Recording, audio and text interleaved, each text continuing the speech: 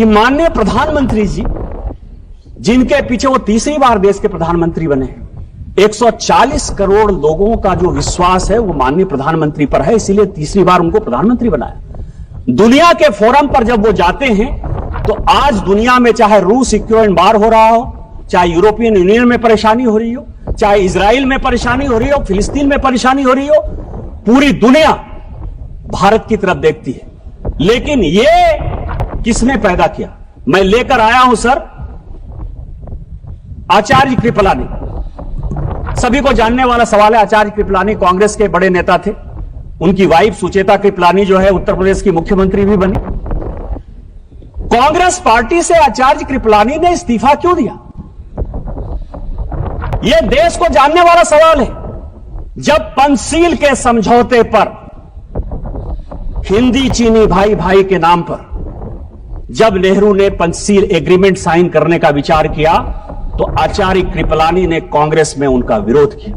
उन्होंने कहा, आप देश को बेच रहे हो, आप तिब्बत को उसके साथ जाने के लिए मजबूर कर रहे हो, आप हमारे ऊपर एक दुश्मन को पैदा कर रहे हो और यह चलने वाला नहीं है और एक दिन चाइना हमारे ऊपर अटैक करेगा। इस गांधी परिवार ने नेहरू जी के नेतृत्व में आचार्य कृपलानी को ही कांग्रेस से बाहर कर दिया। इतनी ही बात नहीं, जब इन्होंने यह बात कही कि प्रधानमंत्री जी कुछ बोलते हैं और जो आर्मी के चीफ हैं या सेना के जो जवान हैं वो अलग बात बोलते हैं, मैं कोट कर रहा हूं सर, उस वक्त के जो एयर मार्शल थे, फील्ड मार्शल थे रॉबर्ट्स, उसने कहा पंचशील के इस सिद्धांत के बाद चाइना हमारे ऊपर अटैक करेगा और हमारी आर्मी इतनी मजबूत नहीं है कि हम उसका मुकाबला कर पाए। जब यह स्टेटमेंट बाहर आया, इसी फ्लोर पर नेहरू जी ने कहा कि आर्मी के जो लोग हैं वो गलत बयानी कर रहे हैं, मुझे अपने देश पर भरोसा है और मेरे पास इतनी सेना की ताकत है कि हम किसी भी देश का मुकाबला कर सकते हैं, चाइना क्या बात है। यह मैं उनका स्टेटमेंट 1960 का इसी फ्लोर ऑफ द हाउस पर जो है उन्होंने दिया है, उसको मैं कोट कर रहा हूं। और 61 में जब करियप्पा जी रिटायर हो रहे थे, फील्ड मार्शल करियप्पा बड़े फील्ड मार्शल थे, तो उन्होंने कहा कि मुझे फक्र इस बात का है कि मैं सैनिकों को मरते हुए नहीं देख पाया, उसके पहले ही मैं रिटायर हो रहा हूं। और जो 62 में हुआ यह पूरी दुनिया जानती। और उसके बाद क्या हुआ? लगातार हम चाइना के साथ बॉर्डर डिस्प्यूट में लगे हुए हैं। और मैं एक पेपर लेकर आया हूं सर कि 1981 में राहुल गांधी जी की दादी इंदिरा गांधी जी ने एक एग्रीमेंट साइन किया और उस एग्रीमेंट को साइन किया उस वक्त के चाइना के जो वित्त मंत्री थे, फॉरेन मिनिस्टर थे, आर्मी डिफेंस मिनिस्टर थे, हुआंग हुआ और इंदिरा गांधी के बीच में 1981 में समझौता हुआ।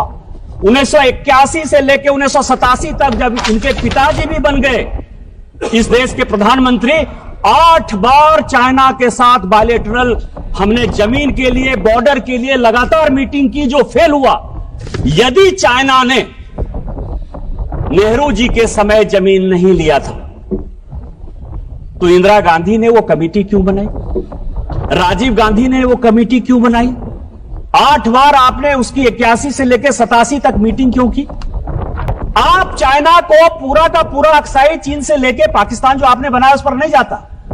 आपने सेना को घुसने दिया, आप लद्दाख तक पहुंच गए, आप अरुणाचल तक पहुंच गए, आपने तिब्बत को देकर हमारे माथे पर चाइना को बैठा दिया। आज माननीय प्रधानमंत्री जी के कारण एक बॉर्डर का डिस्प्यूट रिजॉल्व होता हुआ नजर आ रहा है।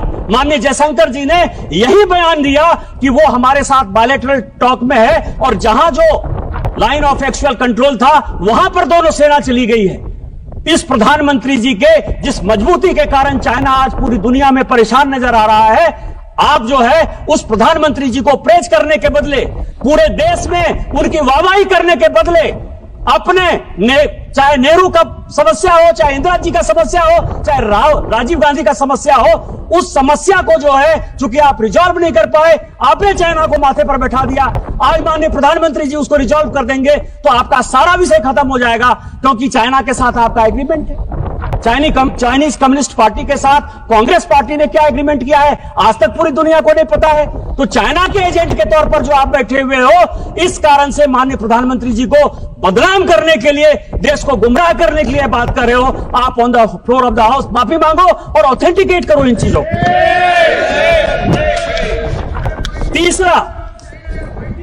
तीसरा बात उन्होंने कहा सर जयशंकर जी के बारे में, अमेरिका के बारे में, कि हम जो है, जयशंकर जी लगातार जाते रहे कि माननीय प्रधानमंत्री जी कैसे जो है ट्रंप से मिले।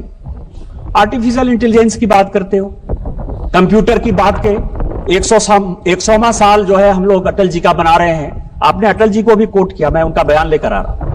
उन्होंने क्या कहा सर? उन्होंने यह कहा कि कंप्यूटर का कोई बहुत बड़ा प्रभाव हमारे समाज में नहीं पड़ेगा। यही छोटा सा स्टेटमेंट है, यही उन्होंने भी कहा। फैक्ट है, कंप्यूटर का क्या इंपैक्ट पड़ा हमारे समाज में।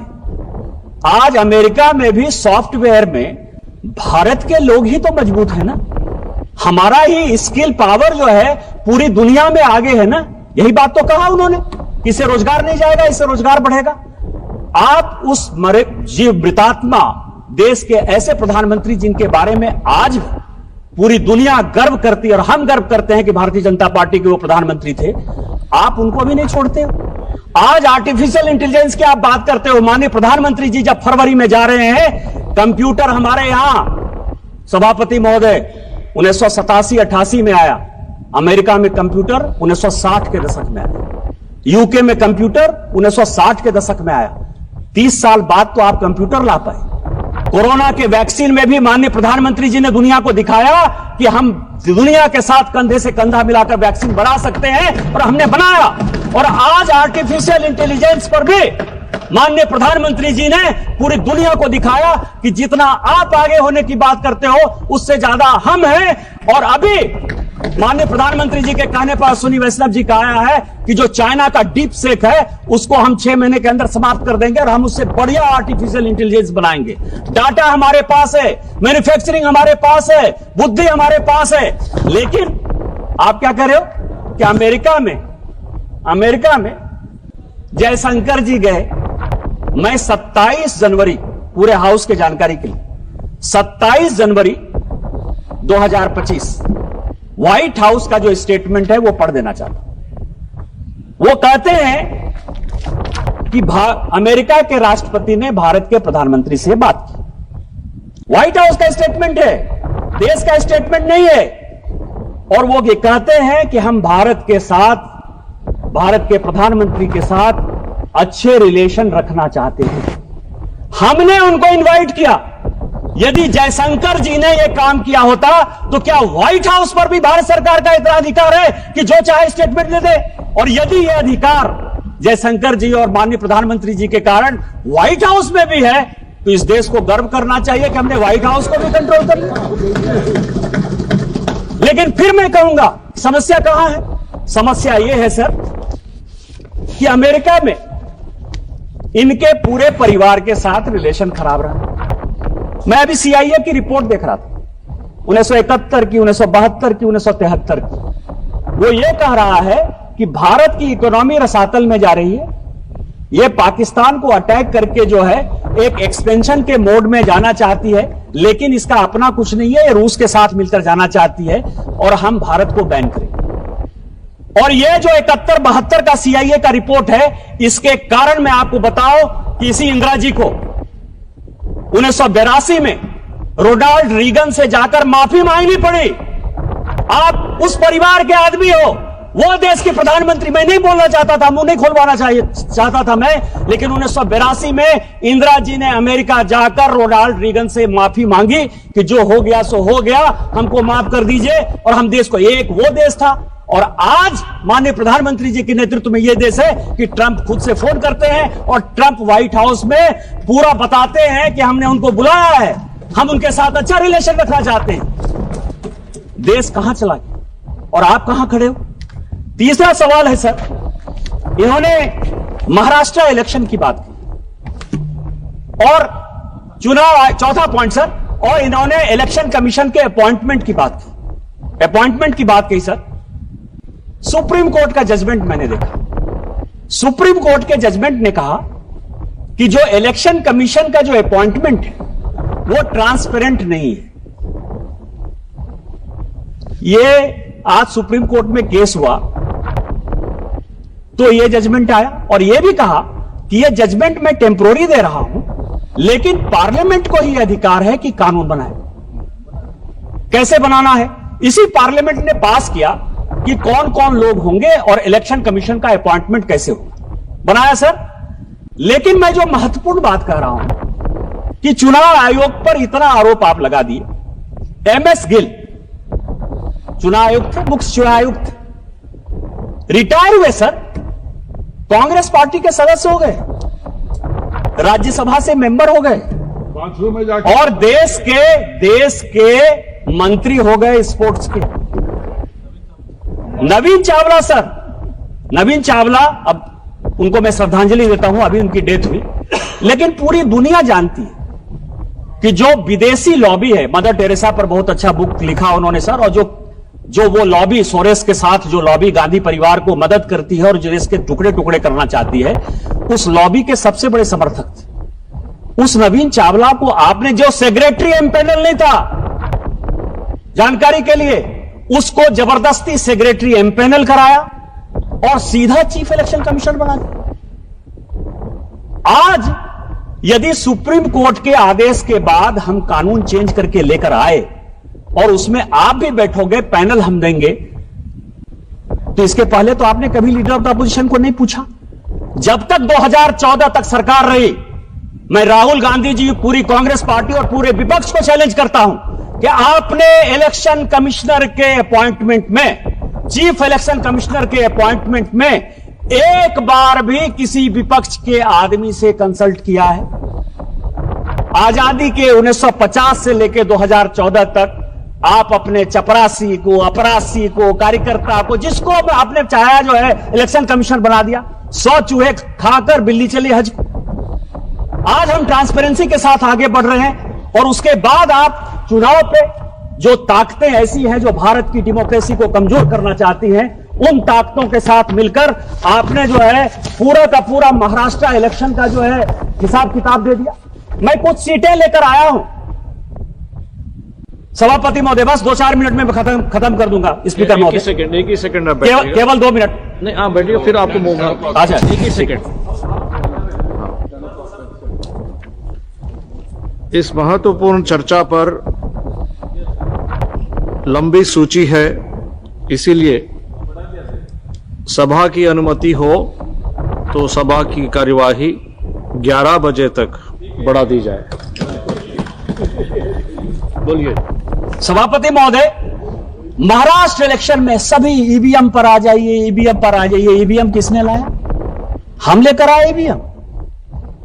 मैं जब 2009 में पहली बार सांसद बना तो ईवीएम से ही जीत कर आया। आपकी सरकार बन गई ईवीएम, इसका मतलब कि आप चोरी करते थे ईवीएम में?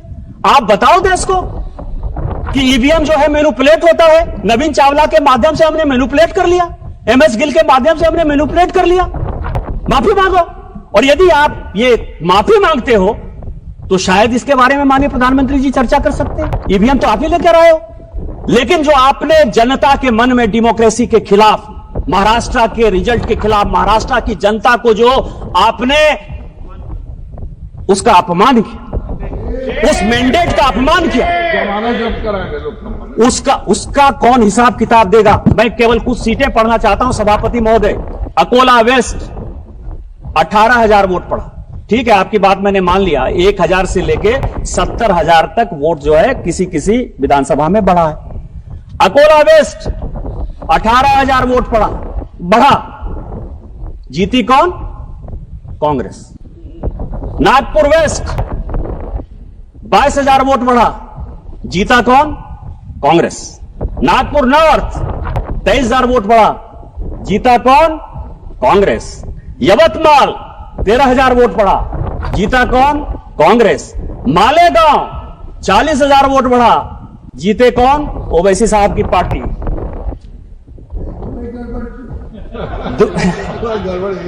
धानुआ 17,000 वोट बढ़ा, सीपीएम। भिवंडी 40,000 वोट बढ़ा समाजवादी पार्टी, और मुंबई नॉर्थ 41,000 वोट बढ़ा NCP Sharad Pawar. Kindly conclude sir. आप ये समझें, ये विधानसभा वाइज सभी पॉलिटिकल पार्टी चुनाव जीती है सर। आप किस तरह की बातें करते हो? हम लोकसभा में वहां कम सीटें लाए तो उछलने लगे कि जनता आपके खिलाफ, और आज जो है जब हम जब जीत गए तो आप जो है जनता को गुमराह कर रहे हो इस डेमोक्रेसी के खिलाफ, इलेक्शन कमीशन के खिलाफ। और जो टुकड़े टुकड़े गैंग के आप सरदार हो, उस टुकड़े टुकड़े गैंग में इस देश को टुकड़े टुकड़े करने की जो साजिश है वो आप कर रहे हो। आप ऑथेंटिकेट करो कि आपने जो है गलती की और आप जो है गलत बात बोल रहे हो। इसके बाद सर लास्ट पॉइंट एक और बस अंतिम पॉइंट सर, कि जातिगत जनगणना हो, ओबीसी को अधिकार मिले, एससी को अधिकार मिले, एसटी को अधिकार मिले, इससे कोई भी आदमी परहेज नहीं करता है सर। उस तेलंगाना का ही जो जनगणना आया है हाउस के लिए, 54% पर जो माननीय प्रधानमंत्री जी ने यहां कहा, और यह देश को जानने वाला सवाल है, खासकर पिछड़ों को और अति पिछड़ों को जानने का सवाल है। इस देश में 27% रिजर्वेशन इसलिए मिला है कि ओबीसी का पॉपुलेशन 54%। आज जो तेलंगाना की रिपोर्ट आई, जो आपका भी राज्य बगल का पड़ोसी राज्य है सर, वो कह रहा है कि 46% ओबीसी। क्या होगा? और उसमें क्या कर रहे हैं? वो मुसलमानों को जोड़ दे रहे हैं, ओबीसी में वो मुसलमानों को जोड़ रहे हैं। माननीय प्रधानमंत्री जी ने कहा है कि जब तक मैं इस देश का प्रधानमंत्री हूं और भारतीय जनता पार्टी का एक भी कार्यकर्ता है, वो ओबीसी के आरक्षण को बैकडोर से कभी भी मुसलमानों के पास नहीं जाने देगा। ये जो वोट बैंक की राजनीति है, इस वोट बैंक की राजनीति यही करने के लिए प्रेरित कर रही है। पिछड़ा, जिस पिछड़े की बात कर रहे हो, उस पिछड़े का सबसे बड़ा नेतृत्वकर्ता माननीय प्रधानमंत्री खुद सामने बैठे। ये आपको दिखाई नहीं देगा कि ओबीसी इस देश का प्रधानमंत्री है? अरे उस आदमी को तो मनमोहन सिंह जी की अभी डेथ हुई है ललन जी, उनको वो भी नहीं दिखाया कि माइनॉरिटी के आधार पर 10 साल मनमोहन सिंह जी एक माइनॉरिटी इस देश के प्रधानमंत्री थे। द्रौपदी मुर्मू शेड्यूल ट्राइब महिला इस देश की राष्ट्रपति हैं। रामनाथ कोविंद शेड्यूल कास्ट इस देश के राष्ट्रपति हुए। आप किस तरह की बातें करते हो? आप बिजनेसमैन की बात करते हो। आज ही बड़ा बड़ा अखबार में तुलसी तांती का जो है एड छपा है। तुलसी तांती कौन है? शेड्यूल कास्ट नहीं है, टाटा माइनॉरिटी नहीं है, पारसी नहीं है, अडानी जी जैन नहीं है, वेदांता के अनिल अग्रवाल साहब जो है वो ओबीसी नहीं है क्योंकि हमारे राज्य से आते हैं, वहां तो मारवाड़ी भी ओबीसी। किस तरह की बातें कर रहे हैं? इस आदमी को ना कुछ आता है ना पता है। जो इसको लिखने वाले स्क्रिप्ट राइटर हैं वो भी किस बियाबान में रहते हैं, क्योंकि इटली से जब लिखवा के आओगे, सोरोस से जब लिखवा के आओगे, तो इस देश को टुकड़े कैसे किया जाए, इसके अलावा आपके पास कोई नहीं विषय है। मैं कंक्लूड करते हुए सभापति महोदय, आपके माध्यम से यह आग्रह करता हूं कि इस 6 पॉइंट के बारे में वो ऑथेंटिकेट करें, नहीं तो स्पीकर के डायरेक्शन के खिलाफ उनके ऊपर प्रिविलेज हो और उनको जो है इस पार्लियामेंट से बाहर करिए, तभी यह देश बचेगा। आपने मुझे मौका दिया। इन्हीं शब्दों के साथ जय हिंद, जय भारत।